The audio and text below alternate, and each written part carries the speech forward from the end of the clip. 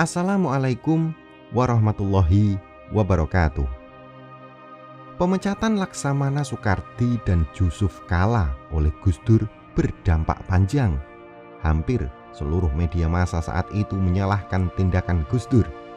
Bisa dibilang, media saat itu ikut menghantam pemerintahan Gus Dur. Tak banyak sumber yang dikutip dari pihak Gus Dur. Justru para anggota DPR mendapat porsi lebih di media massa.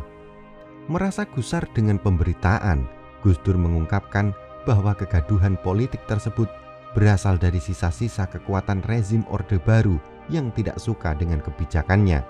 1 Januari 2000, Gus Dur dalam kesempatannya menghadiri Forum Rembuk Nasional atau VRN di Denpasar, Bali, menyatakan akan menangkap beberapa anggota DPR yang memprovokasi suasana politik. Hari ini saya telah menandatangani izin kepolisian untuk memeriksa beberapa anggota DPR yang terlibat dalam berbagai kerusuhan, tegas Gus Dur. Beberapa nama yang dimaksud Gus Dur adalah 40 nama yang disebut oleh Gus Dur sebagai musuh-musuh politiknya, seperti dalam buku Menjerat Gus Dur yang dikutip dari majalah Gatra 3 Juli 2000. Dari 40 nama tersebut dapat dikelompokkan menjadi 4 kelompok. Pertama, ex-Orde Baru adalah Soeharto dan keluarga serta kroni-kroninya seperti Faisal Tanjung, Ginanjar Kartasasmita. Kedua, Himpunan Mahasiswa Islam HMI Connection.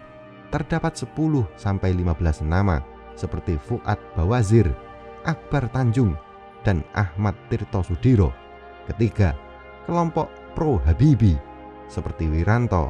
Keempat, mereka yang tersangkut masalah hukum seperti Syahril Sabirin. Tak pelak, aksi Gus Dur menimbulkan reaksi yang cukup keras. Fuad Bawazir mengatakan tindakan Gus Dur itu sebagai sebuah represi. Tindakan represif adalah pekerjaan bodoh. Pemerintah bisa menggali kuburnya sendiri, seloroh ketua KAHMI saat itu. Selain itu, Ade Komarudin mengatakan pernyataan dan sikap Gus Dur hanya sebuah manuver Gus Dur untuk mempertahankan kekuasaannya. Sementara itu, Ginanjar Kartasasmita, wakil ketua MPR dari Partai Golkar, merasa geli atas pemberitaan tersebut.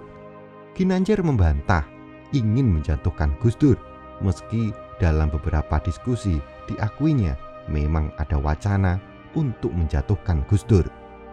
Dia merasa tidak pernah berbicara dengan tokoh-tokoh politik untuk menggerakkan massa, mendorong situasi ke arah ketidakstabilan. Gus Dur menggunakan isu KKN untuk melabeli siapapun yang tidak sejalan dengan idenya, kata bapak dari Agus Gumiwang Kartasasmita ini. Bukan tanpa sebab Gus Dur mengincar Ginanjar. Ginanjar dianggap sebagai salah satu kroni terkuat Orde Baru yang masih berkuasa setelah reformasi.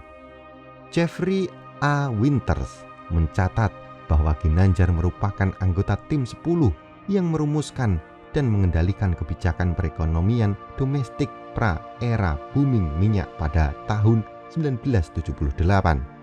Dalam riset yang dilakukan untuk menyelesaikan buku Menjerat Gus Dur, beberapa temuan dan wawancara menguatkan dugaan keterlibatan Ginanjar dalam menjatuhkan Gus Dur, dan peran yang dimainkan Ginanjar sangat besar.